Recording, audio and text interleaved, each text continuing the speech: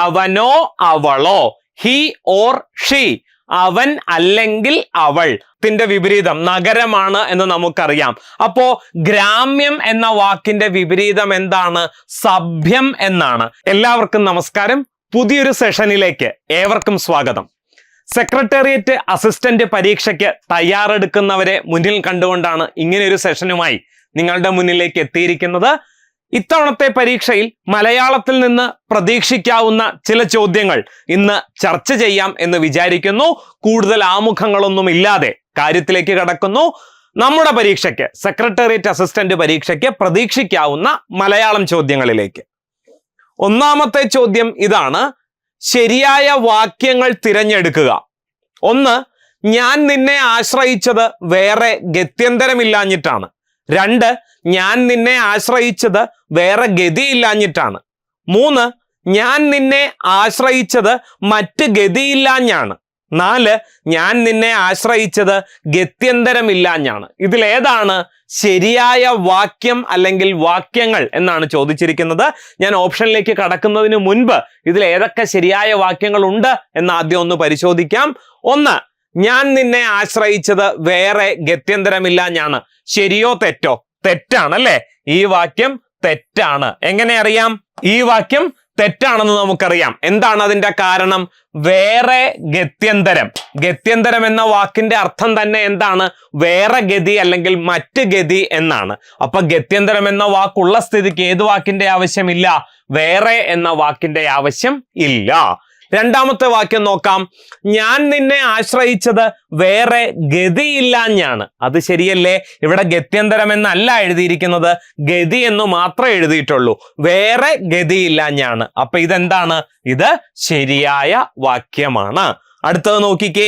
ഞാൻ നിന്നെ ആശ്രയിച്ചത് മറ്റ് ഗതിയില്ലാഞ്ഞാണ്. അപ്പോ ഈ വാക്യവും ഒന്ന് തന്നെ. വേറെ എന്ന വാക്കിന്റെ സ്ഥാനത്ത് മറ്റ് എന്ന വാക്യം ഉപയോഗിച്ചിട്ടുണ്ട് എന്നേ ഉള്ളൂ. ആശയത്തിൽ യാതൊരു തകരാറും സംഭവിച്ചിട്ടില്ല. ഇത് ശരിയായ വാക്യമാണ്. മറ്റൊന്ന് നോക്കിക്കേ. ഞാൻ നിന്നെ ആശ്രയിച്ചത് ഗത്യന്തരമില്ലാഞ്ഞാണ്. ഇവിടെ വേറെ എന്ന വാക്കോ മറ്റ് എന്ന വാക്കോ ഉപയോഗിച്ചിട്ടില്ല. പകരം ഗത്യന്തരം എന്ന വാക്ക് ഉപയോഗിച്ചിരിക്കുന്നു. അത് ശരിയല്ലേ? അതും ശരിയായ വാക്യമാണ്. ചുരുക്കി പറഞ്ഞാൽ ഒന്നാമത്തെ വാക്യം മാത്രമാണ് തെറ്റ്. 2, 3, 4 ശരിയായ വാക്യമാണ്. കിട്ടിയല്ലോ? എല്ലാവർക്കും ക്ലിയർ അല്ലേ? അപ്പൊ നമുക്കിനി ഓപ്ഷനിലേക്ക് കടക്കാം. ഓപ്ഷനിൽ പറഞ്ഞിരിക്കുന്നത് 2, 3, 4 ഓപ്ഷൻ എ തന്നെ അതായിരുന്നു അല്ലെ. ഒന്നാമത്തെ വാക്യം ഒഴിച്ച് 2, 3, 4 ശരിയായ വാക്യങ്ങളാണ് എന്ന് ഓപ്ഷൻ എയിൽ തന്നിരിക്കുന്നു. അതുകൊണ്ട് അത് തന്നെ ശരിയായ ഉത്തരം. കിട്ടിയല്ലോ? പരീക്ഷയ്ക്ക് ആവർത്തിച്ച് ചോദിച്ചിട്ടുള്ള ചോദ്യമാണ്. മറ്റു പല പരീക്ഷകളിലും ഇത് ചോദ്യമായിട്ട് വന്നിട്ടുണ്ട്. വളരെ പ്രാധാന്യത്തോടു കൂടി ഇത് മനസ്സിലാക്കി വെക്കുക. അടുത്ത ചോദ്യത്തിലേക്ക് കടക്കാം. ചോദ്യം ഇതാണ്. അടുത്ത ചോദ്യത്തിലേക്ക് കടക്കുന്നതിന് മുൻപ് മറ്റു ചില വാക്യങ്ങൾ വാക്യശുദ്ധിയുമായി ബന്ധപ്പെട്ട് പരീക്ഷയ്ക്ക് ചോദിച്ചിട്ടുള്ളതും പലർക്കും കൺഫ്യൂഷൻ ഉണ്ടായിട്ടുള്ളതുമായ ചില വാക്യങ്ങളൊന്ന് പരിശോധിക്കാം. കോള് വന്നെങ്കിലും പക്ഷേ മഴ പെയ്തില്ല. കോള് വന്നെങ്കിലും എന്നിവിടെ പ്രയോഗിച്ചിട്ടുണ്ട്. പിന്നെ എന്തിന്റെ ആവശ്യമില്ല? പക്ഷേ. കാരണം എന്താ? ഈ 2 എങ്കിലും എന്ന വാക്കിനും പക്ഷേ എന്ന വാക്കിനും ഇംഗ്ലീഷിലെ ബട്ട് എന്ന വാക്കിന് തുല്യമാണ്. അപ്പൊ പിന്നെ ഇതിന്റെ രണ്ടിന്റെയും കൂടി ആവശ്യമുണ്ടോ? ഇല്ല. കോള് വന്നെങ്കിലും മഴ പെയ്തില്ല എന്ന് മതിയാകും. കണ്ടോ? അപ്പൊ അതാണ് ശരിയായ വാക്യം. കോള് വന്നെങ്കിലും മഴ പെയ്തില്ല. മഴക്കാറൊക്കെ വച്ച് വരുന്നതിനെയാണ് എന്ത് പറയുന്നത്? മഴക്കോള് എന്ന് പറയുന്നത്. അപ്പൊ മഴക്കോള് വന്നു, പക്ഷെ എന്ത് ചെയ്തില്ല? മഴ പെയ്തില്ല. അപ്പൊ എങ്കിലും എന്ന വാക്കുള്ള സ്ഥിതിക്ക് പക്ഷേ എന്ന വാക്കിന്റെ ആവശ്യം ഉണ്ടോ? ഇല്ല എന്നുള്ളതാണ്. അടുത്ത ചോദ്യം ഇതാണ്. നാളെയോ അഥവാ മറ്റന്നാളോ നമുക്ക് കാണാം. അഥവാ എന്ന വാക്ക് ഏതർത്ഥത്തിലാണ് ഉപയോഗിക്കുന്നത്? പക്ഷേ ബട്ടാണെങ്കിൽ അഥവാ ഇംഗ്ലീഷിലെ ഓറാണല്ലേ, ഓറാണ്. നാളെ അഥവാ മറ്റന്നാൾ നമുക്ക് കാണാം. കാരണം ഈ ഓ എന്ന ശബ്ദവും എന്ത് തന്നെയാണ്? ഓർ എന്ന അർത്ഥത്തിന് തുല്യമായിട്ടാണ് നമ്മൾ ഉപയോഗിക്കുന്നത്.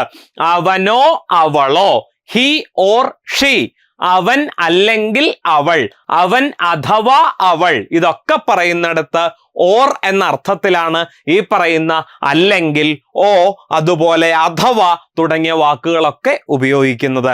ചുരുക്കി പറഞ്ഞാൽ അഥവാ എന്ന വാക്കുള്ള സ്ഥിതിക്ക് അല്ലെങ്കിൽ ഓ എന്ന വാക്കുള്ള സ്ഥിതിക്ക് മറ്റേത് പ്രയോഗിക്കാൻ പാടുള്ളതല്ല. അപ്പൊ ഈ വാക്യം എങ്ങനെ ശരിയാക്കാം? നാളെയോ മറ്റന്നാളോ നമുക്ക് കാണാം, അല്ലെങ്കിലോ നാളെ അഥവാ മറ്റന്നാൾ നമുക്ക് കാണാം. അതാണ് കൃത്യമായ പ്രയോഗം. അടുത്ത ചോദ്യം നോക്കാം. ഇന്നും നമ്മുടെ നാട്ടിൽ എല്ലായിടത്തും സർവത്ര അഴിമതിയാണ്. പെട്ടെന്നുള്ള വായനയിൽ ഇതിൽ തകരാറൊന്നും ഉള്ളതായിട്ട് നമുക്ക് അനുഭവപ്പെടില്ല, പക്ഷെ ഇതിൽ തകരാറുണ്ട്. എന്താണ്? എല്ലായിടത്തും, എല്ലായിടത്തും. സർവത്ര എന്ന വാക്കിന്റെ അർത്ഥവും എന്ത് തന്നെയാണ്? എല്ലായിടത്തും എന്ന് തന്നെയാണ്. അപ്പോ ഇന്നും നമ്മുടെ നാട്ടിൽ എല്ലായിടത്തും അഴിമതിയാണ്, അല്ലെങ്കിലോ ഇന്നും നമ്മുടെ നാട്ടിൽ സർവത്ര അഴിമതിയാണ്. ഇതാണ് ശരിയായ പ്രയോഗം. എല്ലായിടത്തും സർവത്ര, ഇത് രണ്ടും കൂടി ഒരു വാക്യത്തിൽ പ്രയോഗിക്കരുത്. വ്യക്തമായല്ലോ? അടുത്ത ചോദ്യത്തിലേക്ക് കടക്കാം. ചോദ്യം ഇതാണ്: നാഗരികം എന്നതിന്റെ വിപരീതം ഏത്?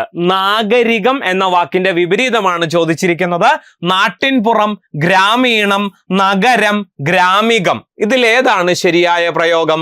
നാഗരികം എന്ന് പറഞ്ഞാൽ നഗരത്തെ സംബന്ധിച്ചത്. അപ്പൊ അതിന്റെ വിപരീതം എന്തായിരിക്കണം? ഗ്രാമത്തെ സംബന്ധിച്ചത്. ഗ്രാമത്തെ സംബന്ധിച്ചത് എന്നുള്ളതിന്റെ ഒറ്റപ്പദമാണ് എന്ത്? ഗ്രാമീണം. തെറ്റിക്കരുത് കേട്ടോ. നാഗരികം വിപരീതം എന്താണ്? ഗ്രാമീണമാണ്. നാഗരീകം എന്നൊരു വാക്കില്ല കേട്ടോ, അവിടെ ദീർഘ ഇല്ല. രായ്ക്ക് ശേഷമുള്ള ഇകാരം ഹ്രസ്വമാണ്, ദീർഘമല്ല. നാഗരികം മതി. പലരും പറയുമ്പോ നമ്മുടെ ഗ്രാമീണം എന്ന് പറയുന്നത് പോലെ നാഗരീകം എന്ന് പറയാറുണ്ട്. അതിന്റെ ആവശ്യം ഇല്ല. കിട്ടിയല്ലോ? അപ്പോ ഇത്തരത്തിൽ പരീക്ഷയ്ക്ക് മുൻപ് ചോദിച്ചിട്ടുള്ള പ്രധാനപ്പെട്ട ചില വിപരീത പദങ്ങൾ നോക്കാം. ഗ്രാമത്തിന്റെ വിപരീതം നഗരമാണ് എന്ന് നമുക്കറിയാം. അപ്പോ ഗ്രാമ്യം എന്ന വാക്കിന്റെ വിപരീതം എന്താണ്? സഭ്യം എന്നാണ്. ഏതർത്ഥത്തിലാണെന്ന് മനസ്സിലായോ? ഗ്രാമം എന്ന് പറയുമ്പോ, ഗ്രാമത്തെ സംബന്ധിച്ചത് എന്ന് പറയുമ്പോ നമ്മൾ ഇംഗ്ലീഷിൽ കൺട്രി എന്ന വാക്ക് ഉപയോഗിക്കും അല്ലെ? അവൻ വെറും ഒരു കൺട്രിയാണ് എന്ന് പറയും അല്ലെ? കൾച്ചർലെസ് ഫെല്ലോ എന്ന് പറയും. അപ്പോ ഈ പറയുന്ന അർത്ഥത്തിലാണ് ഇവിടെ ഗ്രാമ്യം എന്ന വാക്ക് ഉപയോഗിച്ചിരിക്കുന്നത്. സംസ്കരിക്കപ്പെട്ടിട്ടില്ലാത്തത് എന്നുള്ള അർത്ഥത്തിലാണ് ഗ്രാമ്യം എന്ന വാക്ക് ഉപയോഗിക്കുന്നത്.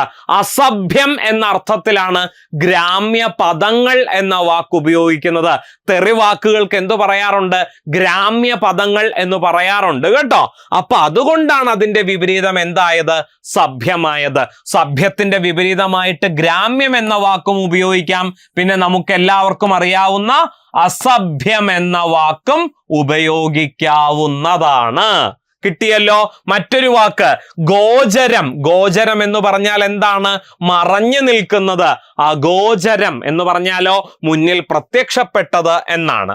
അധികം എന്ന വാക്കിന്റെ വിപരീതം ന്യൂനം. അധികം എന്ന് പറഞ്ഞാൽ ഒത്തിരി. അപ്പൊ സ്വാഭാവികമായിട്ട് ന്യൂനം അല്പം എന്നുള്ള അർത്ഥത്തിൽ ഉപയോഗിക്കുന്നതാണ് അല്ലെ? അധികം കൂടാതെ അന്യൂനം എന്ന വാക്കും ഉപയോഗിക്കാവുന്നതാണ്. അന്യൂനം. ന്യൂനം വിപരീതം അന്യൂനം. അന്യൂനം എന്ന് പറഞ്ഞാൽ അതിന്റെ അർത്ഥം എന്ത് തന്നെയാണ്? ധാരാളം എന്ന് തന്നെയാണ് വാക്കിന് അർത്ഥം. പിന്നെ പുരോഗതി വിപരീതം അധോഗതി. രണ്ടും ഉപയോഗിക്കാം കേട്ടോ. പശ്ചാത്ഗതി, സ്വാഭാവികമായിട്ട് ഇത് കാണുമ്പോൾ ഒരു സംശയം തോന്നും, പശ്ചാത്ഗതി ഉപയോഗിച്ചുകൂടെ? തീർച്ചയായിട്ടും ഉപയോഗിക്കാവുന്നതാണ്. പുരോഗതി, പുരോഗതി എന്ന് പറഞ്ഞാൽ ഡെവലപ്മെന്റ് ആണ് അല്ലേ? അധോഗതി എന്ന് പറഞ്ഞാൽ എന്താണ്? നാശമാണ്. അപ്പോ നാശം എന്ന അർത്ഥത്തിൽ അധോഗതി എന്ന വാക്കും പശ്ചാത്ഗതി എന്ന വാക്കും പുരോഗതിയുടെ വിപരീതമായിട്ട് ഉപയോഗിക്കാം. വളരെ പ്രധാനപ്പെട്ട വിപരീത പദങ്ങളാണ് ഇവിടെ സൂചിപ്പിച്ചിട്ടുള്ളത്. വരുന്ന പരീക്ഷകളിൽ ഇത് ചോദിക്കാനുള്ള സാധ്യത വളരെ കൂടുതലാണ്. അടുത്ത ചോദ്യത്തിലേക്ക് കടക്കാം. ചോദ്യം ഇതാണ്, പരിഭാഷയുമായി ബന്ധപ്പെട്ടതാണ് ചോദ്യം. ആൻ ആപ്പിൾ ഓഫ് ഡിസ്കോർഡ് അല്ലെ? ഇംഗ്ലീഷിലെ ഒരു ശൈലിയാണ് ആൻ ആപ്പിൾ ഓഫ് ഡിസ്കോർഡ്. ഈ ശൈലിക്ക് സമാനമായ തർജ്ജമ എഴുതുക. കലഹത്തിന് കാരണമായത്. കലഹം കൊണ്ട് പൊറുതിമുട്ടി, കലഹം തന്നെ എവിടെയും, കലഹമല്ലാതെ മറ്റൊന്നുമില്ല. ഈ 3 വാക്യം ഇത് കാണുമ്പോൾ തന്നെ കാര്യം മനസ്സിലാവും അല്ലേ? ഈ 3 വാക്യത്തിന്റെയും അർത്ഥം ഒന്ന് തന്നെയാണ്. അപ്പൊ സ്വാഭാവികമായിട്ട് ഉത്തരം ഏതായിരിക്കും? കലഹത്തിന് കാരണമായത്. ആപ്പിൾ ഓഫ് ഡിസ്കോർഡ് എന്ന് പറഞ്ഞാൽ എന്താണ്? കലഹത്തിന് കാരണമായത് എന്നാണ് പ്രയോഗത്തിനർത്ഥം. നോക്കിക്കേ, ഇതുപോലെ ചോദിക്കാൻ സാധ്യതയുള്ള ചില ഇംഗ്ലീഷ് ഫ്രേസുകൾ നമുക്കൊന്ന് പരിശോധിക്കാം. ആൽഫ ആൻഡ് ഒമേഗ എന്ന് പറഞ്ഞാൽ എന്താണ്? തുടക്കവും അവസാനവും എന്നുള്ള അർത്ഥത്തിലാണ് ആൽഫ ആൻഡ് ഒമേഗ എന്ന് പ്രയോഗിക്കുന്നത്. ആദിയും അന്തവും എന്ന് പ്രയോഗത്തിനർത്ഥം. അതുപോലെ ആഫ്റ്റർ തോട്ട് എന്ന് പറഞ്ഞാൽ എന്താണ്? പിൻബുദ്ധിയാണ്. എന്തെങ്കിലും ഒരു കാര്യം കഴിഞ്ഞു പോകുമ്പോൾ അല്ലെ, നമ്മളെല്ലാവരും ഓർക്കാറുണ്ട് അല്ലെ, അയ്യോ അങ്ങനെ ചെയ്യണ്ടായിരുന്നു, അതൊരു മണ്ടത്തരമായി പോയി എന്ന് നമുക്കൊരു വീണ്ടും വിചാരം ഉണ്ടാകാറുണ്ട്. അതിനെയാണ് ഇംഗ്ലീഷിൽ എന്ത് പറയുന്നത്? ആഫ്റ്റർ തോട്ട് എന്ന് പറയുന്നത്. സംഭവിച്ചതിന് ശേഷം അതിനെക്കുറിച്ച് ഓർക്കുന്നതിനെയാണ്. അതുപോലെ ബേർഡ്സ് ഐ വ്യൂ പരീക്ഷയ്ക്ക് ആവർത്തിച്ച് ചോദിച്ചിട്ടുള്ളതാണ്. LDC പരീക്ഷയിലെ മുൻകാല ചോദ്യ പേപ്പറിലൂടെ കടന്നു പോകുമ്പോൾ ആവർത്തിച്ച് ചോദിച്ചു കാണുന്ന ഒരു ചോദ്യം കൂടിയാണ് ബേർഡ്സ് ഐ വ്യൂ, വിഹഗ വീക്ഷണം എന്ന് മലയാളത്തിൽ പറയുന്നു. എന്താണ് ഇതുകൊണ്ട് അർത്ഥമാക്കുന്നത്? മൊത്തത്തിലുള്ള നോക്കിക്കാണൽ. ആ അർത്ഥത്തിലാണ് വിഹഗ വീക്ഷണം എന്ന് പ്രയോഗിക്കുന്നത്. വിഹഗം എന്ന വാക്കിന്റെ അർത്ഥവും പരീക്ഷയ്ക്ക് ചോദിച്ചിട്ടുണ്ട് കേട്ടോ. വിഹഗം എന്ന് പറഞ്ഞാൽ എന്താണ്? പക്ഷിയാണ്. പക്ഷിയുടെ പര്യായമാണ് വിഹഗം. അടുത്തത് നോക്കിക്കേ, ഹാബിറ്റ് ഈസ് സെക്കൻഡ് നേച്ചർ. എന്താ അതുകൊണ്ട് അർത്ഥമാക്കുന്നേ? നായ നടുകടലിൽ ചെന്നാലും നക്കിയേ കുടിക്കൂ, അല്ലെങ്കിലോ ശീലിച്ചതേ പാലിക്കൂ. അട്ടയെ പിടിച്ച് മെത്തേ കിടത്തിയാ കിടക്കുവോ? കിടക്കില്ല അല്ലെ എന്ന് പറയുന്നതാണ്. ഓരോരുത്തർക്കും ഓരോ ശീലമുണ്ട്. എന്തൊക്കെ സംഭവിച്ചാലും നടുകടലിൽ ചെന്നാലും അവൻ നക്കിയേ കുടിക്കൂ എന്നൊക്കെ പറയാറുണ്ടല്ലേ. എന്താ അത്? അങ്ങനെയാ ശീലിച്ചിരിക്കുന്നത്. അപ്പോ ശീലിച്ചതിൽ നിന്നു പുറത്തു കടക്കാൻ നമുക്കൊരു ബുദ്ധിമുട്ടായിരിക്കും. വ്യക്തമായല്ലോ? അത് ഇംഗ്ലീഷിൽ പറയുന്നതാണ് എന്ത്? Habit is second nature. അടുത്ത ചോദ്യം ഇതാണ്, വേദവാക്യം എന്ന ശൈലി കൊണ്ട് അർത്ഥമാക്കുന്നത് എന്ത്? വേദത്തിലെ വാക്യം, വിശുദ്ധമായ വാക്യം, അലംഘനീയമായ അഭിപ്രായം, ഇവയൊന്നുമല്ല. എന്താണ് വേദവാക്യം? അവൻ പറയണതാണ് നിനക്ക് വേദവാക്യം. എന്തായിരിക്കും അപ്പൊ വേദവാക്യം? അലംഘനീയമായ അഭിപ്രായം, ലംഘിക്കാനാകാത്ത അഭിപ്രായത്തെയാണ് എന്ത് പറയുന്നത്? വേദവാക്യം എന്ന് പറയുന്നത്. കിട്ടിയല്ലോ? അങ്ങനെയാണെങ്കിൽ ഇതിനോട് ചേർത്ത് ചിന്തിക്കാവുന്ന ചില വാക്കുകളുണ്ട്. ഉദാഹരണത്തിന് ഭീഷ്മപ്രതിജ്ഞ. ഭീഷ്മപ്രതിജ്ഞ എന്താണ് അതുകൊണ്ട് അർത്ഥമാക്കുന്നത്? ഉഗ്രശപഥമാണ് കേട്ടോ. ഭീഷ്മപ്രതിജ്ഞ എന്താണ്? ഉഗ്രശപഥം. അതുപോലെ ചോദിക്കാറുള്ള ഒന്നാണ് സുഗ്രീവാജ്ഞ. സുഗ്രീവാജ്ഞ.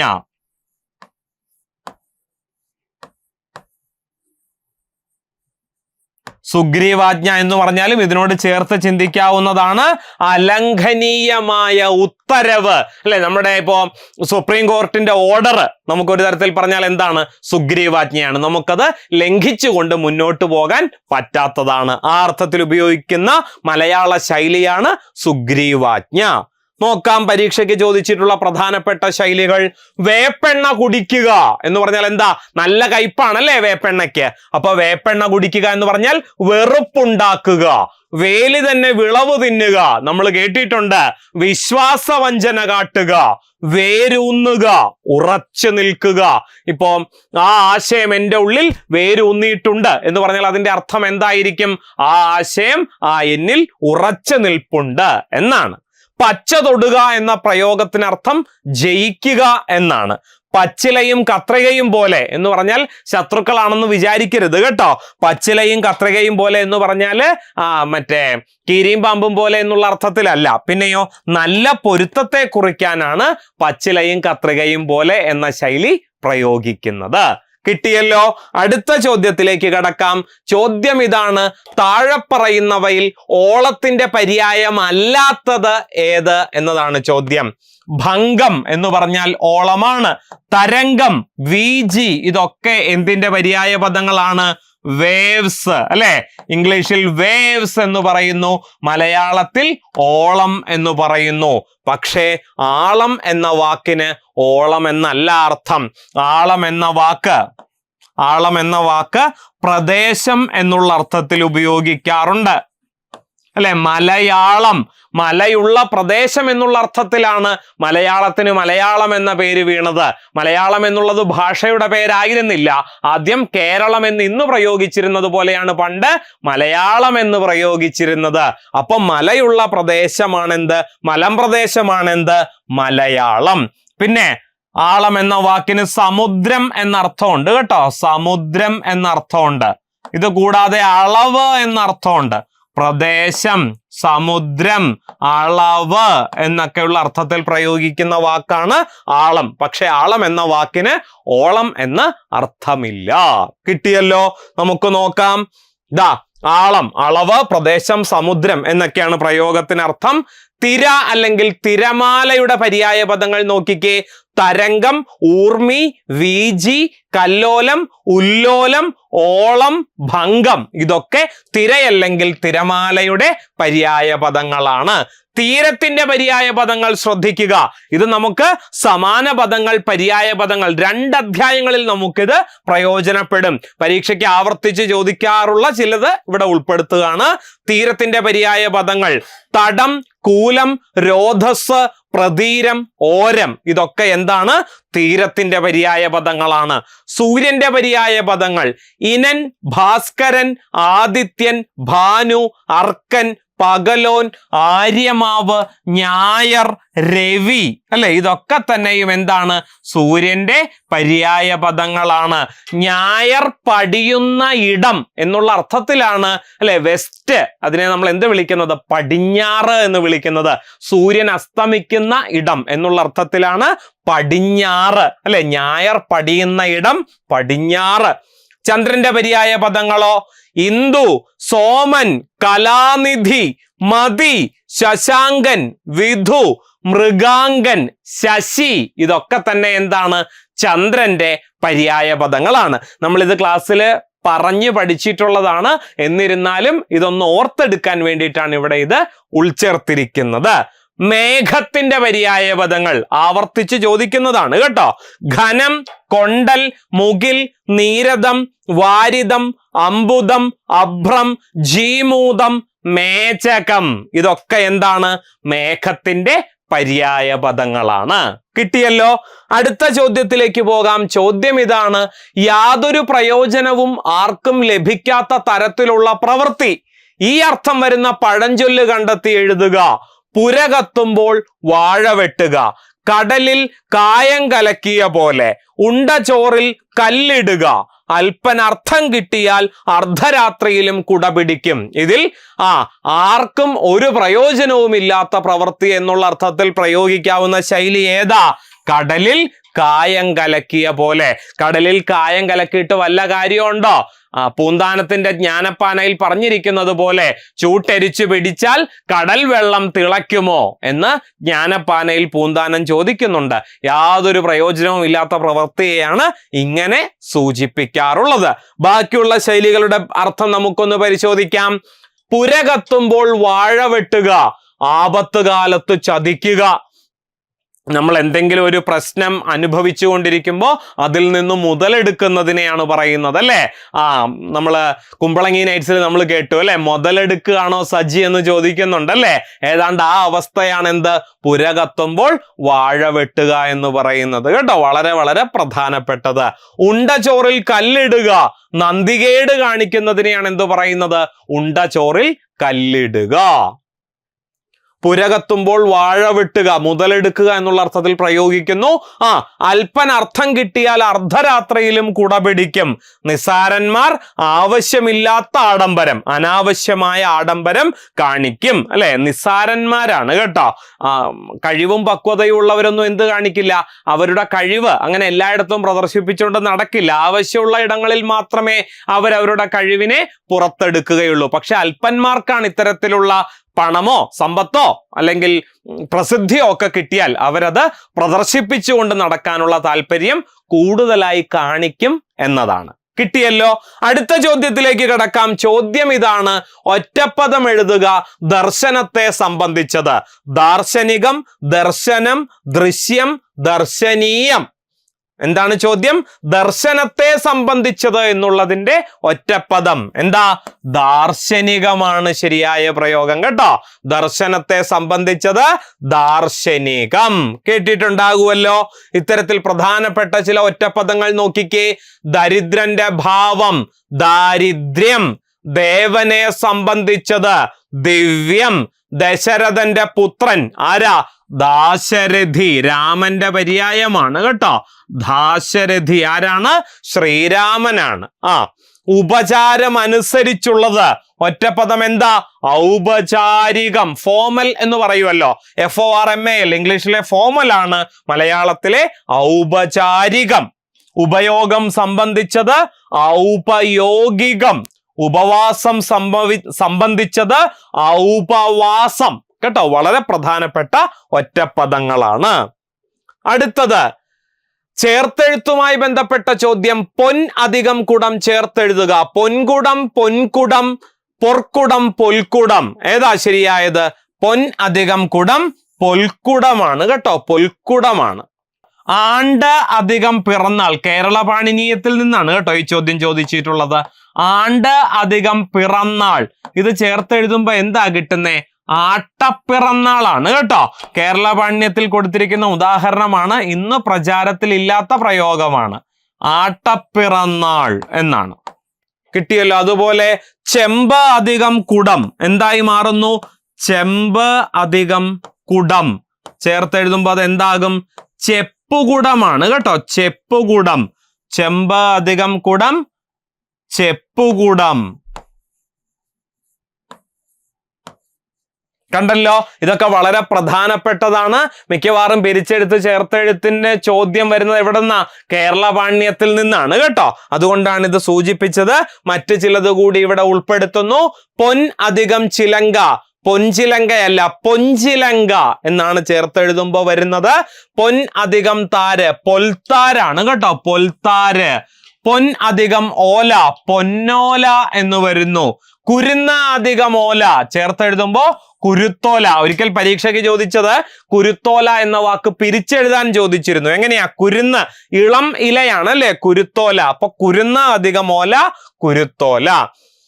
കാലാതീതം, കാലാതീതം എന്ന വാക്ക് പിരിച്ചെഴുതാൻ ആവശ്യപ്പെട്ടാൽ കാലം അധികം അതീതം എന്ന് തെറ്റിദ്ധരിക്കരുത്. കാരണം നമുക്കറിയാം ചേർത്തെഴുതുമ്പോ ആ എന്ന ശബ്ദം വരണമെന്നുണ്ടെങ്കിൽ അത് എങ്ങനെ പിരിയണം? ഒന്നുകിൽ ആയും ആയുവായിട്ട് പിരിയണം, അല്ലെങ്കിലോ ഒന്ന് ഹ്രസ്വവും മറ്റേത് ദീർഘവുമായിരിക്കണം, അല്ലെങ്കിലോ ആദ്യത്തത് ദീർഘവും രണ്ടാമത്തത് ഹ്രസ്വവുമായിരിക്കണം, അല്ലെങ്കിലോ രണ്ടും ദീർഘമായിരിക്കണം. ഇങ്ങനെ സംഭവിച്ചാൽ മാത്രമേ, ഇവിടെ എഴുതിയിരിക്കുന്നത് ആദ്യം എഴുതിയിരിക്കുന്നത് ആദ്യത്തെ വാക്കും ആദ്യത്തെ വാക്കിന്റെ ഒടുവിലെ അക്ഷരവും, രണ്ടാമത് എഴുതിയിരിക്കുന്നത് രണ്ടാമത്തെ വാക്കിന്റെ ആദ്യത്തെ അക്ഷരവുമാണ്. കാല എന്ന് പറഞ്ഞ് നിർത്തുന്നിടത്ത് ആ എന്ന ശബ്ദം കാണാം. അതീതം എന്ന് പറയുന്നിടത്തും ആ എന്ന ശബ്ദം കാണാം. ആയും ആയും കൂടി ചേർന്നാൽ അത് എന്താകും? ദീർഘമായ ആയായിട്ട് മാറും എന്നുള്ളതാണ്. അതിന്റെ അടിസ്ഥാനത്തിലാണ് കാലാതീതം എന്ന് പ്രയോഗിക്കുന്നത്. അവിടെ എന്ന ശബ്ദം ഉണ്ടെങ്കിൽ ഇവിടെ ദീർഘം വരില്ല എന്ന് മനസ്സിലാക്കുക. മറ്റൊന്ന് നികുതി അധികം ഇതരം അല്ലെ, നേരത്തെ പറഞ്ഞതുപോലെ ഇ പ്ലസ് ഇ എന്താണ്? ഈ ആണ് അല്ലെ. ഇ പ്ലസ് ഇ എന്താണ്? ഈ എന്ന് വരും. അപ്പൊ നികുതി എന്ന് പറഞ്ഞു നിർത്തുന്നിടത്ത് ഈ എന്ന ശബ്ദമുണ്ട്, ഇതരം എന്ന് പറയുന്നിടത്തും ഈ എന്ന ശബ്ദമുണ്ട്. ഇ പ്ലസ് ഇ എന്താണ്? ഈ ആണ്. അപ്പൊ നികുതി അധികം ഇതരം, നികുതീതരം ആണ് ശരിയായ പ്രയോഗം. അടുത്ത ചോദ്യം നോക്കാം. ചോദ്യം ഇതാണ്: നിന്നു എന്ന വാക്ക് പിരിച്ചെഴുതുക. നിൻ അധികം തു, നീ അധികം നു, നിൻ അധികം നു, നിൻ അധികം തു. ഏതാ ശരിയായ പ്രയോഗം? നിൻ അധികം തു ആണ് എന്താകുന്നത്? നിന്നു എന്നാകുന്നത്. നിൻ അധികം തു ആണ് നിന്നുവാകുന്നത്. ഇതുപോലെ തന്നെയാണ് തിൻ അധികം തു ആണ് എന്താകുന്നത്? തിന്നു. തിൻ അധികം തു എന്താകുന്നു? തിന്നു എന്നാകുന്നു. നേരത്തെ നമ്മൾ പണ്ടത്തെ ക്ലാസ്സിൽ പറഞ്ഞിട്ടുള്ളത് പോലെ അനുനാസികാദി പ്രസരമാണ്.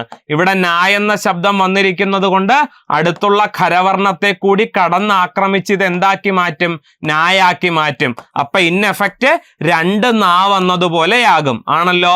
ഇത് ചേർത്തെഴുതുമ്പോഴാണ് എന്താകുന്നത്? നിന്നു അല്ലെങ്കിൽ തിന്നു എന്നാകുന്നത് കേട്ടോ. ഇവിടെ തായാണെങ്കിൽ തിന്നു എന്നാകും. രണ്ടിലും ഒന്ന് തന്നെയാണ്, ഒരേ വ്യാകരണ നിയമം തന്നെയാണ് സംഭവിച്ചിട്ടുള്ളത്. അടുത്ത ചോദ്യം നോക്കിക്കേ. തിന്നു എന്ന വാക്ക് ഇവിടെ എഴുതിയിട്ടുണ്ട് കേട്ടോ. അതുപോലെ ഒരിക്കൽ പരീക്ഷയ്ക്ക് ചോദിച്ചത് കേട്ടു എന്ന വാക്ക് പിരിച്ചെഴുതുക. കേൾ അധികം തൂ ആണ് എന്താകുന്നത്?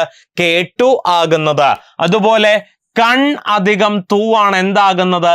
കണ്ടു എന്നാകുന്നത് കേട്ടോ. കൺ അധികം തൂ ചേർത്തെഴുതുമ്പോ എന്താകും? കണ്ടു. അതുപോലെ വിൽ അധികം തൂ ആണ് എന്താകുന്നത്? വിറ്റു എന്നാകുന്നത്. അതുപോലെ ഈ പ്ലസ് കാര്യമല്ല, ഈ പ്ലസ് കാര്യമാണ് എന്താകുന്നത്?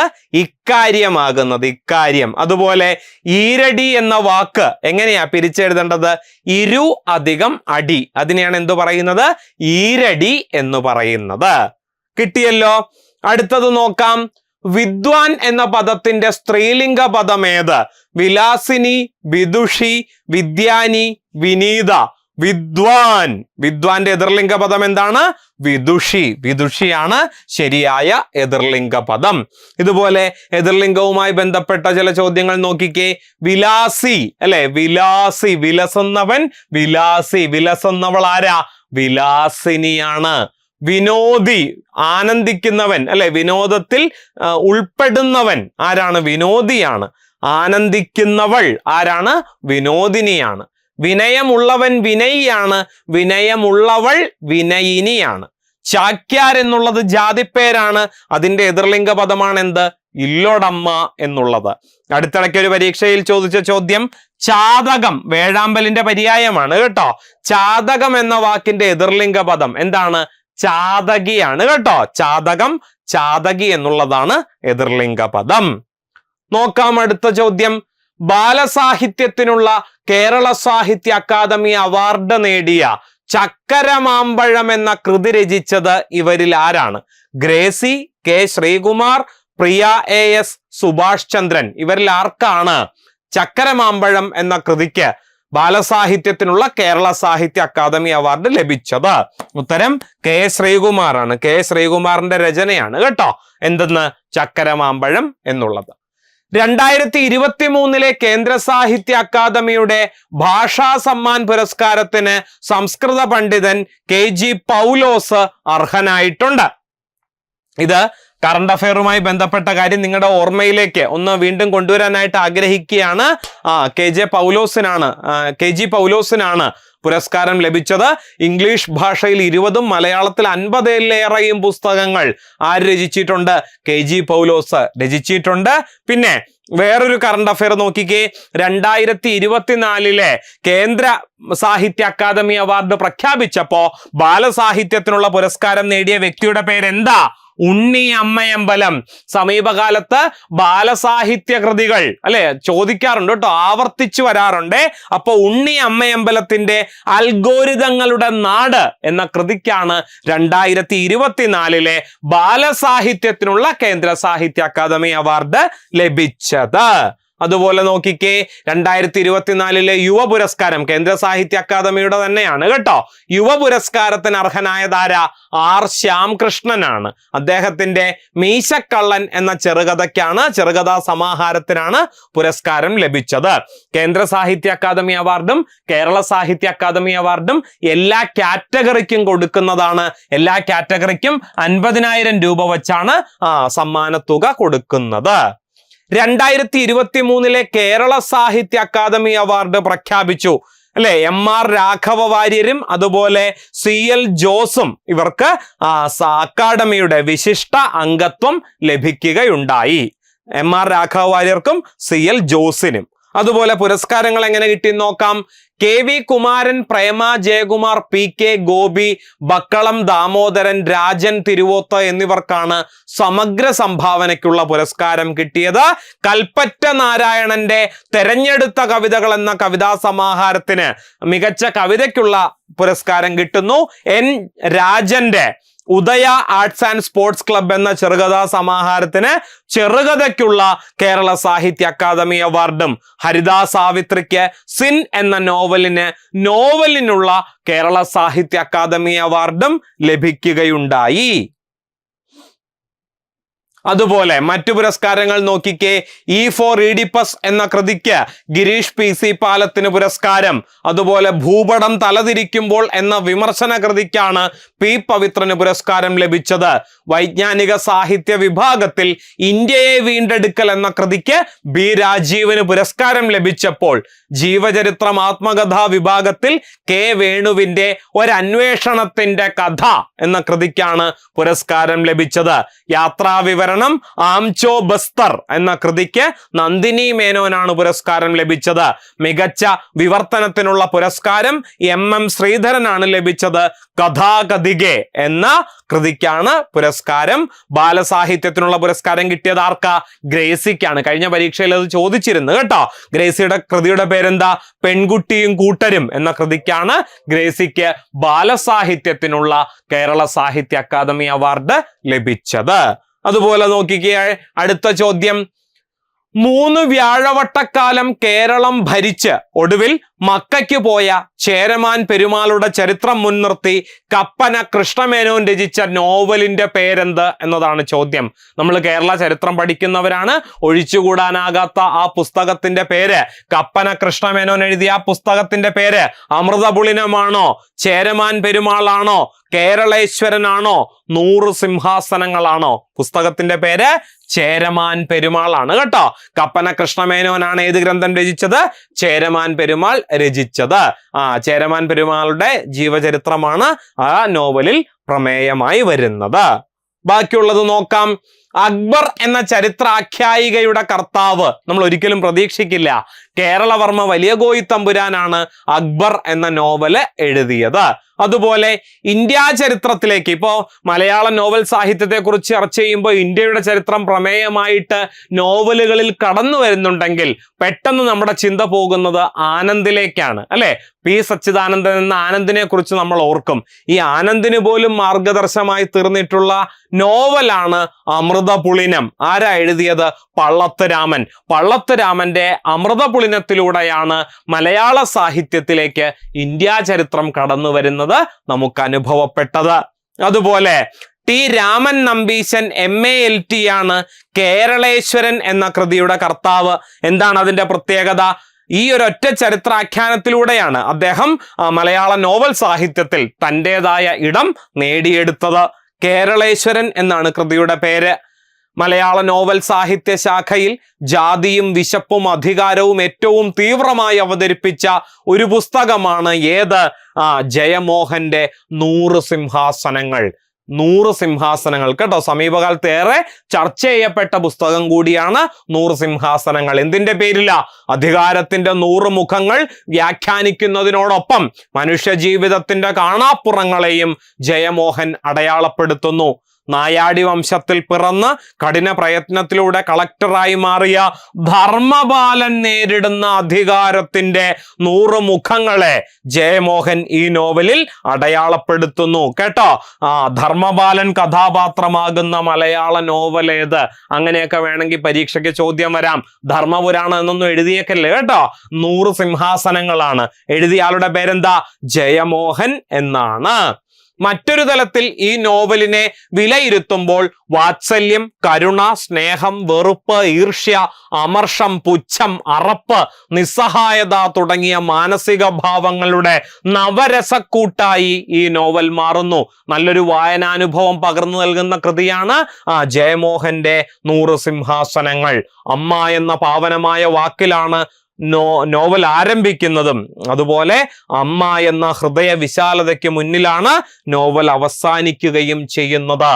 അപ്പോ ഇത്രയും വിശേഷങ്ങളാണ് ഇന്നത്തെ ക്ലാസ്സിൽ ചർച്ച ചെയ്യാൻ ഉദ്ദേശിച്ചിരുന്നത്. മലയാളം വൊക്കാബുലറി പാർട്ടിൽ നിന്നും പ്രതീക്ഷിക്കാവുന്ന ചോദ്യങ്ങളും സാഹിത്യ സംബന്ധിയായതും മലയാള സാഹിത്യത്തെ കറണ്ട് അഫയറിന്റെ കണ്ണിലൂടെ നോക്കിക്കാണുമ്പോൾ നമ്മുടെ മുന്നിലേക്ക് കടന്നു വരുന്ന ചില വസ്തുതകളും ഉൾപ്പെടുത്താൻ ഇന്നത്തെ ഈ ചെറിയ സെഷന് സാധിച്ചിട്ടുണ്ട് എന്ന് ഞാൻ വിശ്വസിക്കുന്നു. ഇത് നിങ്ങൾക്ക് പ്രയോജനപ്പെട്ടിട്ടുണ്ടാകും. ഇതിൽ പരാമർശിച്ചിട്ടില്ലാത്ത പല കാര്യങ്ങളും ഓർത്തെടുക്കാനും ഇന്നത്തെ സെഷൻ നിങ്ങൾക്ക് പ്രയോജനപ്പെട്ടു എന്ന വിശ്വാസത്തിൽ ഞാൻ അവസാനിപ്പിക്കുന്നു. അതിനു മുമ്പ് ഒരു കാര്യം കൂടി, ഈ വീഡിയോയുടെ താഴെ കമന്റ് ബോക്സിൽ തീർച്ചയായിട്ടും ഒരു ഫോമിന്റെ ലിങ്ക് പിൻ ചെയ്തു വച്ചിട്ടുണ്ടാകും. എന്തിനു വേണ്ടിയിട്ടാണ്?